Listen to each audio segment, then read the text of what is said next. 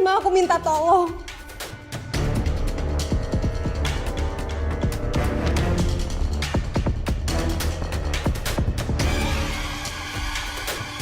Makasih ya. Tolong jangan bilang Akang kalau aku mau ketemu ibu. Iya. Udah sana.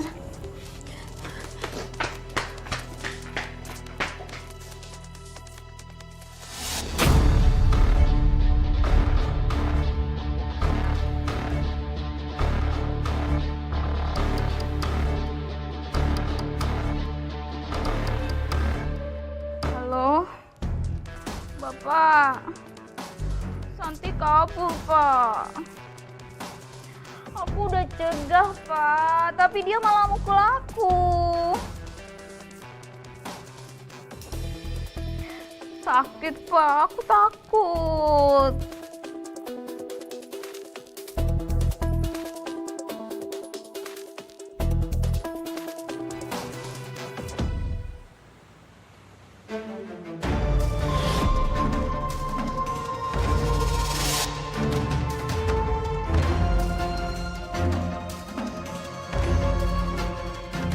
Ikut sini. Sini. Kamu jangan coba-coba kabur lagi ya. Enggak, aku nggak mau dikurung. Daripada kamu kabur-kaburan terus, nah, mendingan kamu di sini aja. Aku janji aku nggak akan kabur lagi. Kak, ayo. Kang, Kang buka pintunya, Kang. Ini terakhir kalinya kamu kabur-kaburan ya. Kalau sekali lagi kamu kabur, tanggung sendiri akibatnya. Saya benar-benar terjebak di rumah itu, Mbak. Saya cuma jadi pelampiasan juragan Markum. Mbak disekap di situ berapa hari, Mbak? Mbak ingat? Yang jelas berhari-hari. Makan pun cuma dilempar dari celah pintu.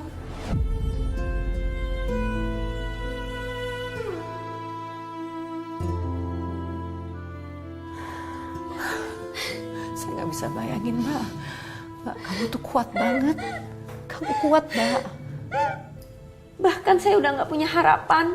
Sampai akhirnya saya tahu kelicikan juragan Markum.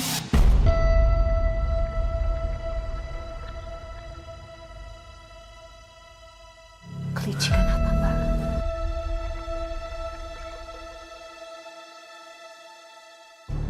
Juragan, Saya, Bu. mana Santi? Oh, Santi lagi ngurus rumah, Bu.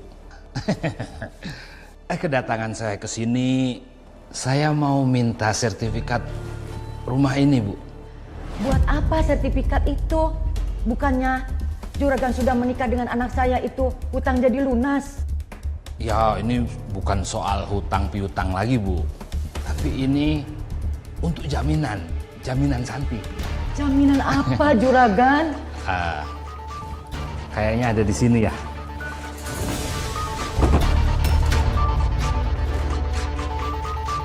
Jangan diambil, Juragan, sertifikatnya, Juragan. Lebih baik sertifikat ini saya yang pegang, Bu. Kembalikan. Orang itu benar-benar jahat, Mbak.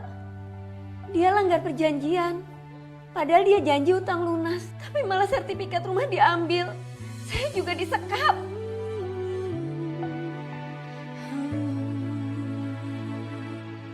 Mbak sama sekali nggak dibebaskan dari gudang itu, Mbak.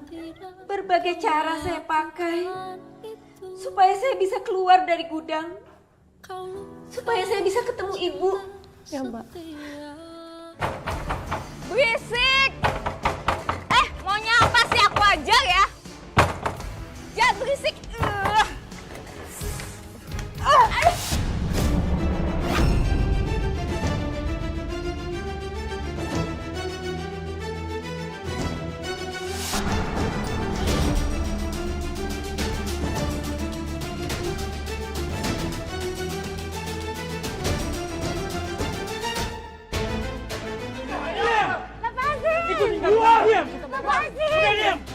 Lepasin! Ini rumah saya. Kenapa kalian ngusir saya? Dia berbohong. Itu sertifikat saya.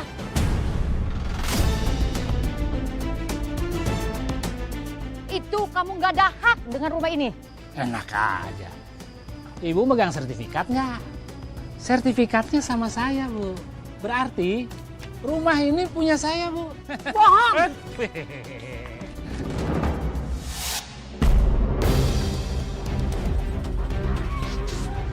Gak ada satupun orang yang boleh masuk rumah saya.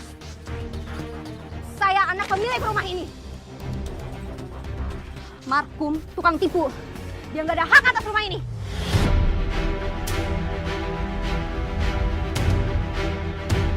Ah, kamu nih.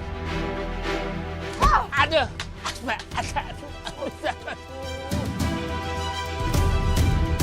Gak usah dilanjutkan lagi, Wan. Saya juga nggak mau beli tanah sengketa ini. Wan, ini, ayo kita cabut.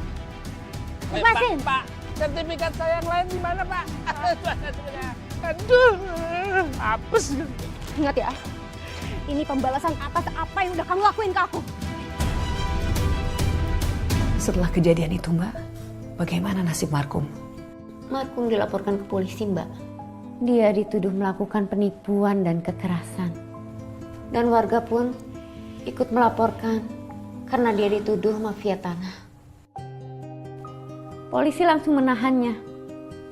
Dan akhirnya, atas bantuan kepala desa, pernikahan saya dibatalkan oleh pengadilan. Rumah itu kembali jadi milik ibu. Utang sama Markum juga dibayar sesuai pokok. Saya terus senang, Mbak, mendengarnya. Lalu bagaimana dengan anaknya, Mbak, si Irma itu? Bagaimana nasibnya?